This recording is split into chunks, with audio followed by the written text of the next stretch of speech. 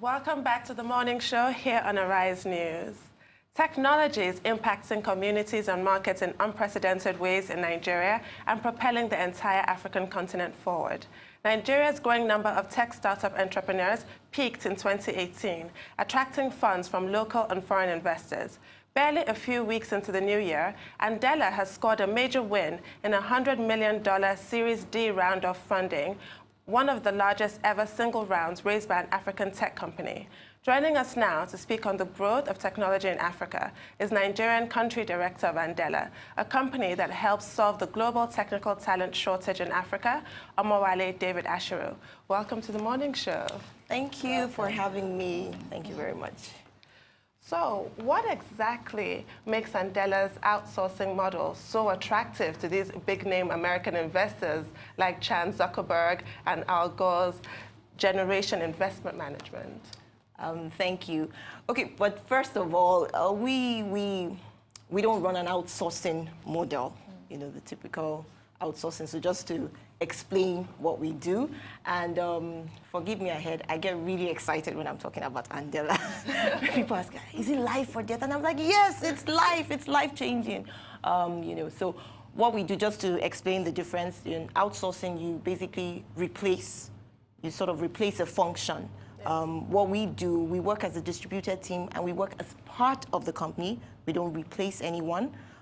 So we work as part of the engineering team of the company on different things. So it's not on projects, it's for a duration, so it's not for a specific project or a specific function.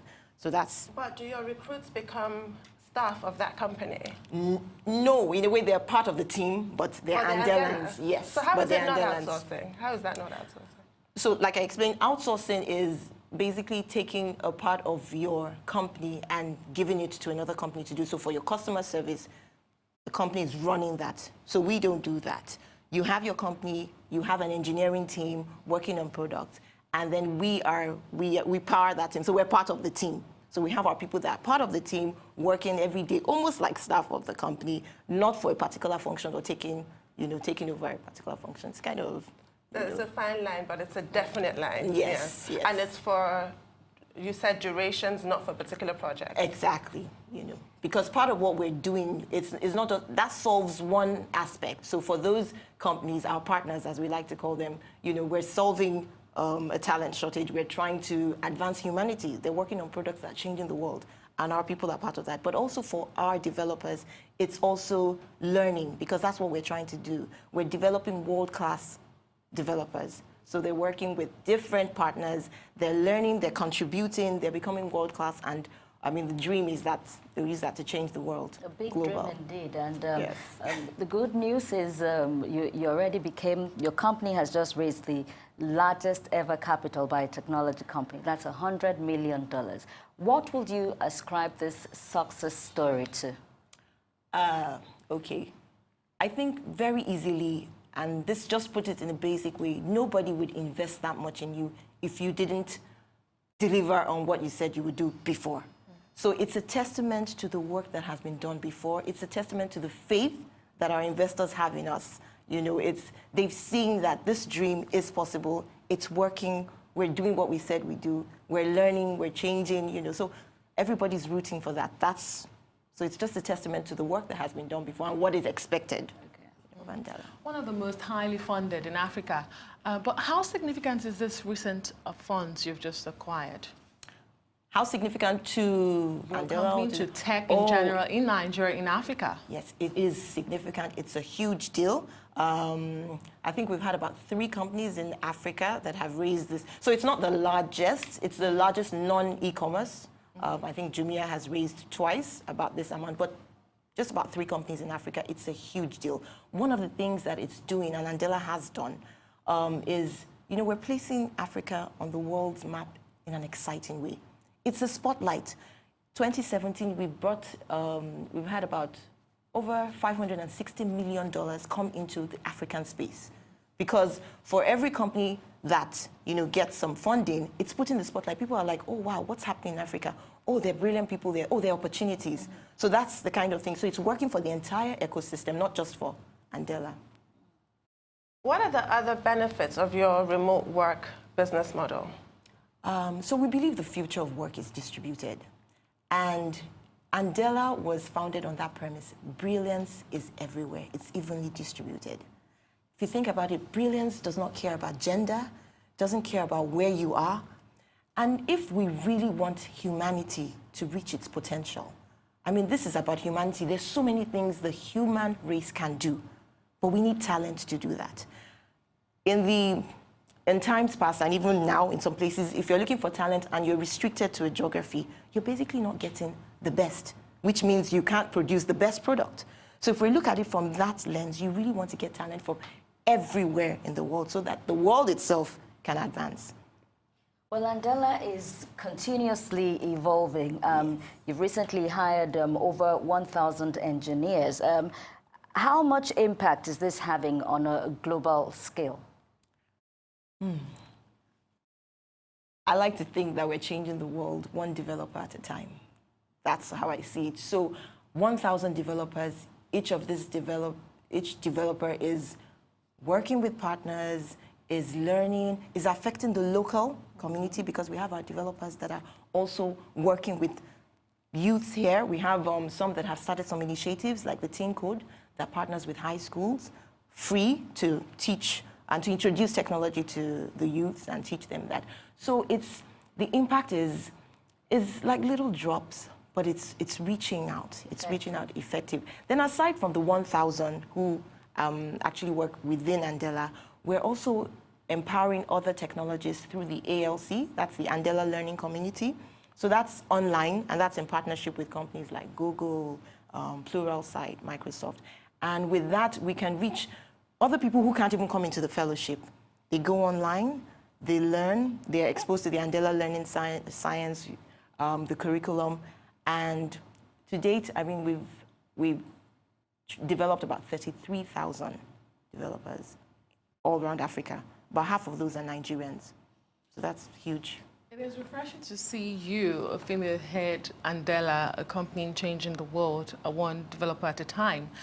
You said, interestingly, brilliance is shared, evenly distributed. Evenly distributed, yes. You've hired 1,100 developers, like you said, you have more. But what is the percentage of women in all of that? That's a fantastic question, and one I'm really passionate about.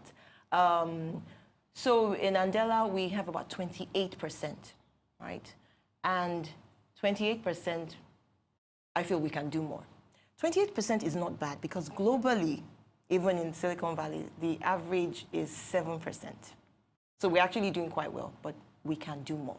Just like you said, brilliance is evenly distributed. And so I guess I'll use this opportunity to talk to women out there.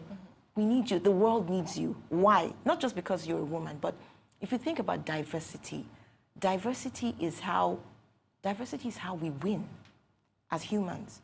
You want to build the best products. You want the best solutions for everyone. You need the different lenses. You need the different perspectives. Companies that have that diversity do better. That's just the truth. But before you hire 1,100, you come across hundreds of thousands of them. So why is it that we don't have enough women? There must be something, or there are things inhibiting this. What are they? Oh, so many things. I mean, this is something that hasn't just started now, and that's why the solution, we really need to go to the root, right from childhood.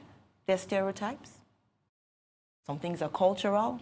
Some women just don't feel like they have a chance in technology. I was talking with somebody recently, and she was telling me how in secondary school, they had a math teacher, and then they felt that they would need further maths because they knew that they were going to need that for the next stage. And they went to their principal, and they were like, oh, can we get a further maths teacher? And she said, you are females, what do you need further maths for? This is from an influencer, a gatekeeper. So, you know, so there's so many things. We need to create the awareness. We need to let women know that this is possible. This is something for everyone. I use myself as an example. I don't have an engineering background. And here I am, a country director of an engineering firm that is changing the world. So, I mean, if you need inspiration, just look at me, right? But we need to keep telling people that we need role models. Another short story, there was a young girl that lived with me, and I was asking, very intelligent, what do you want to be? And she says, a nurse. I was like, okay, good. you know, but she kept on nurse, and I was curious. I was like, okay, why nurse? Okay, maybe why not a doctor? Not that there's anything wrong with nurse, but I was just curious about her. Well, you know, in the village she came from, she had never seen a female doctor. The highest that she'd seen was a nurse. So that was all she could aspire. You can only aspire to what you see, right? You know, so that's it. So we also need role models to go out there. I mean, I'm excited that there are women here, you know, and people watching this will be like, oh, look at strong, powerful women doing this. You know, so we need to do more of that.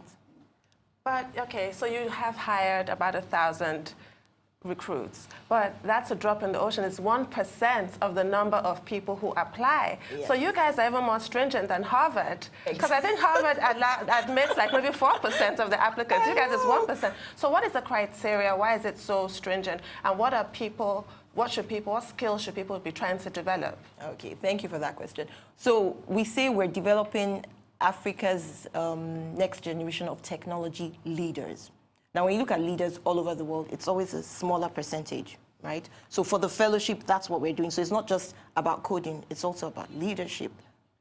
So, of course, you're right, it's really strict. We have technical assessments, we have interviews. What are we looking for? We're looking for different things. We're looking for grit. We're looking for determination. We're looking for how fast you learn. So it's really not just about intelligence. If you come into our boot camp, which is also part of the process, a 2-week on-site boot camp, where we're looking at how willing you are to learn and how fast you learn. So if you came in at, let me just use this example, you come in at a 20% level and you move up to 70%. Another person came in at 70%, moves up to 75, would more likely take the person that moved on 20 to 70. Because that's what technology is about. Look at your phones and all that. The model, it changes every day, right? So you need to have that ability and that willingness to learn, to grasp things fast. So those are things we look at. You started in 2014, we're now in 2019. How receptive are companies to adopting this distributed model of providing talent? Exactly. When we started, I think a lot of people were like, what? You know, it was confusing. But now people are realizing that's the future of work. It makes sense. For instance, we have these 1,000 people in Nigeria working from their home base and yet changing the world, bringing in economic empowerment to their home countries, but providing the best talent to anyone who needs it. So it really is, it's logical. It's the future of work. So I think people are seeing that. And that's part of what we wanted to do. It starts with Andela, but really in any other industry, something that's catching on. What's your growth rate, really? So we double almost, I mean, the way we've been going, we've been doubling almost every year. You know. Impressive. Well, you have offices across Africa, Yes. not just in Nigeria, but there are some who say countries like Rwanda, South Africa, Kenya seem to be taking technology more seriously than Nigeria. Is that true? And what is responsible for this? You know, that's a very interesting question because I don't know, I mean, how do we define countries? So let's just use Rwanda. I think I would use government. The Rwandan government, rightly, very, very much interested in becoming a technology hub. And so when the government wants that, they go out deliberately to do that. That's one of the reasons we're in partnership. The government went out proactively, deliberately to do that.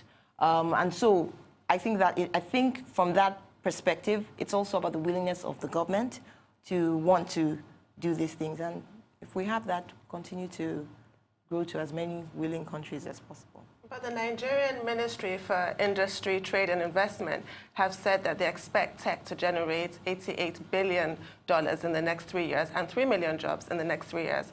How can they, obviously you can have these projections, but how can they create an enabling environment for that to happen? How would you advise the government? Again, so you're right, it's not just words, it's actions. What actions are you using to back that? I just gave the example of the Rwandan government. Are you willing to bring in people, give waivers, for instance? So Nigeria is the biggest country, population-wise, in Africa. The next country to us is half our size, Ethiopia. So we're sort of like a hub. How willing are you to be open to people coming in? For the businesses like us doing business here, how willing are you to give us tax breaks, help with infrastructure? Infrastructure is key. we're talking about technology, we're talking about sitting down in your home and doing things, you need internet, high-speed internet. You need all of those things. So willingness, which is more than talk, partnerships with the tech ecosystem. Let's look at the solutions technology has brought to Nigeria. What will you say the solutions are? Technology, technology is, let's just even start from the mobile phone and how people who were not included in the financial sector couldn't do transactions before the mobile phone are now doing this. We have people that you see everywhere. You have people that are even illiterate, right? But they're able to do things with their phones. We have businesses that have sprung up because of technology. You have all the online platforms, you have the Jumias, and they're hiring people. People have jobs because of that. People are able to sell online. So many people have businesses on Instagram, all of that. So, technology is in every facet. It's changing the way we do things. Is technology beyond education, would you say?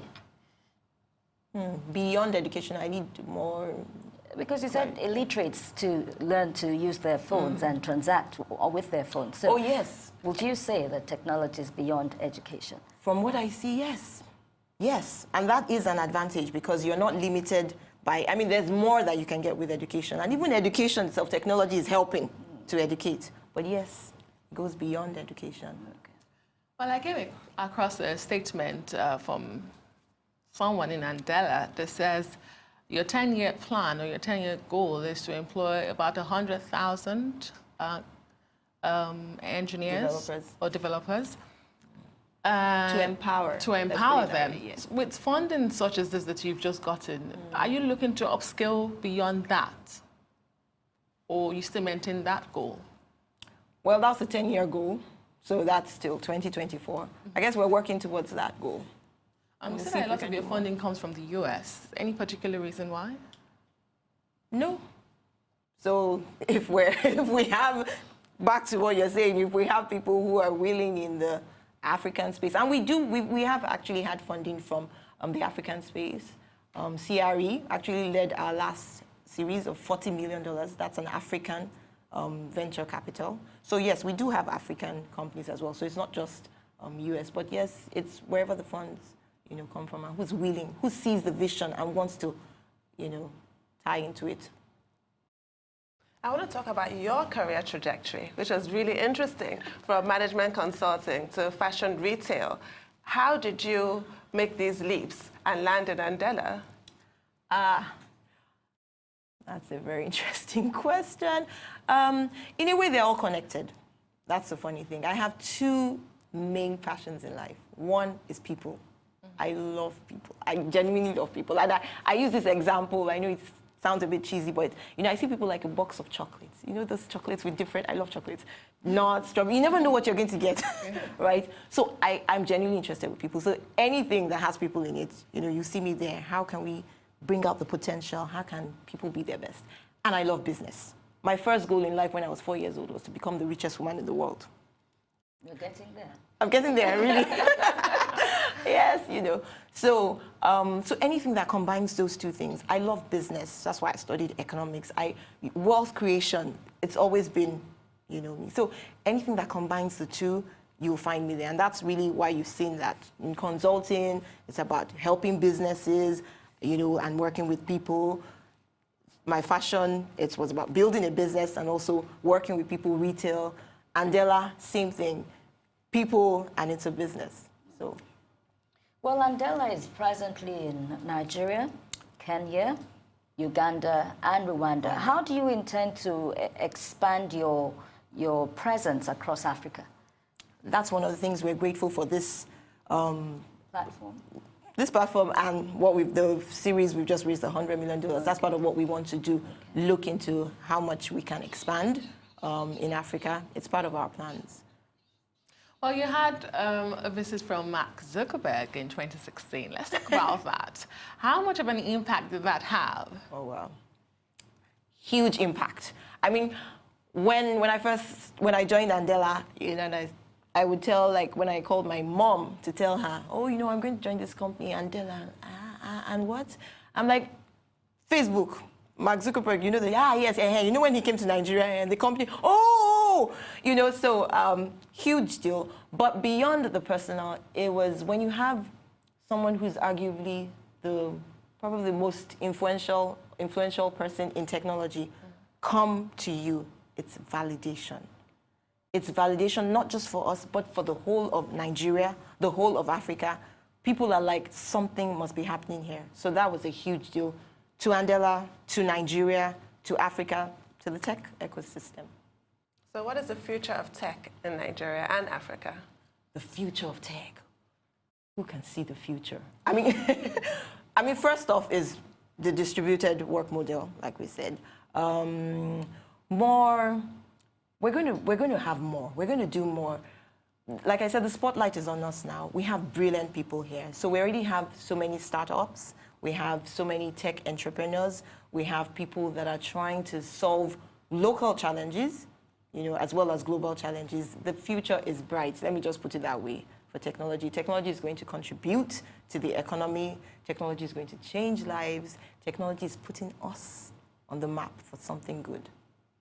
Help us to understand this a bit more. Okay. Andela is not about outsourcing, as we have already clarified here, but bring this more to our understanding. What is this distributed model all about? Okay. So the distributed model is the idea that you don't have to go somewhere to go and work. And if you're just thinking about, we say it's the future of work, and our recent investors, Generation Investment, was one of the things that attracted them to us because they're looking for sustainable practices.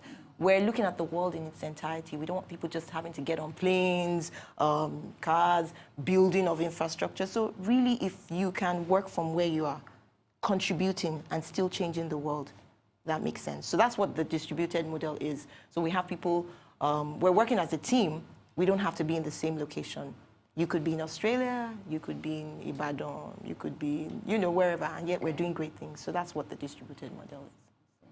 You have so much investment from America, from the US, and you also have companies who are hiring from America, from Andela.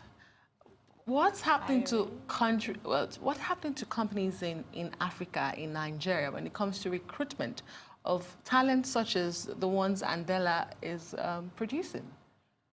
So in terms of recruitment, we don't only have US firms recruiting. So for instance, our fellows, some of the ones who have finished the program, we have some, a couple that have started their own startups right here in the country.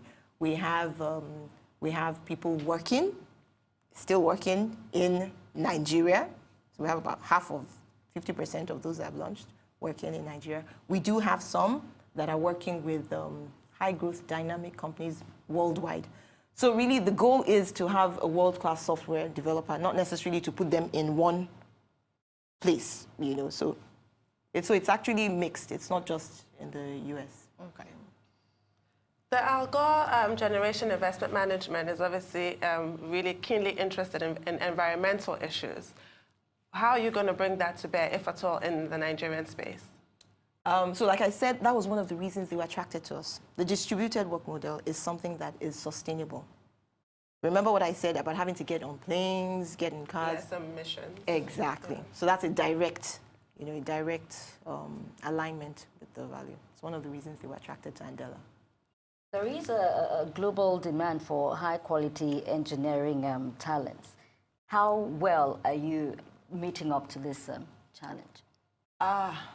We're trying, but I mean, Andela is not the only one going to solve this shortage. It's one of the reasons we have an Andela in the first place, the global tech talent shortage. When we started, I think in 2016, one of the things that we noticed was in the US, for instance, for every 5 vacancies, you had only 1 software developer in the US to fill it. So there's a huge opportunity, there's a huge gap globally, not just in the US. It's one of the things that we are also trying to solve with the distributed model. So you don't have to go anywhere, but you can help to solve that problem. And that's why we're grateful for the funds that we have so that we can do more. We want to do more. This surely has the potentials to create jobs. In Nigeria, we've seen the latest statistics of unemployed youth in the country. How much, in your opinion, jobs can we create from this sector? I don't have exact figures, but if you just look at the potential, I mean, a lot. Just the ALC that I spoke about, the Andela Learning Community, where we've worked with about 33,000 people, and I said about half of those are Nigerians. Just let's say 10,000. These are 10,000 people who are now job-ready developers. Connect that to the local businesses, the local communities, that's already 10,000 jobs, or even if it's just 50%. So there's a huge potential there. We continue doing what we're doing, and others join in. What is your view on teaching digital literacy at school?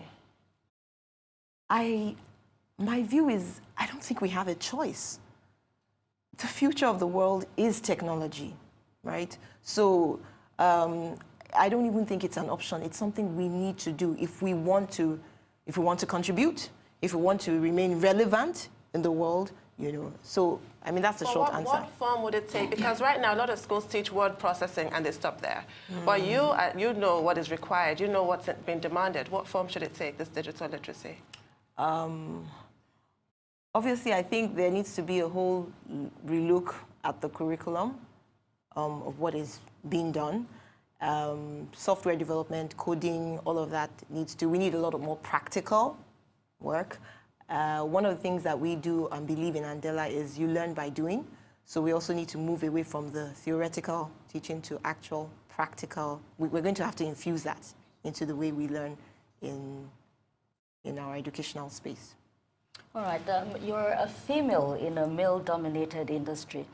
What would you say, what advice would you give to aspiring young ladies, for instance? What advice? I mean, for me, I can only speak for myself. I can only speak for my example. One of the things I say is I live my life like everything is rigged in my favor. And it turns out that way. It's about belief. There's almost nothing you're going to do that doesn't start from your mind. And that's why I like to work with people starting from the mind. Don't worry, let's deal with the mind. When you believe, amazing things will happen. So I would always start from there. I would start from there. What's next for Andela? What's next for Andela? More work. We can always do more, and we want to do more. You know, so that's, I guess, to keep it short, that's what's next. With great power comes great responsibility. We've just gotten these funds, so obviously it's not time to go and sleep and say, hey, it's more work. People are expecting so much from us. So that's what we're going to do. All right, then. We wish you the best. Indeed, we do. Thank you so much, Thank you OMOWALE so David Ashiru, Andela's Nigeria Country Director. Thank you for joining us. Thank you for having me.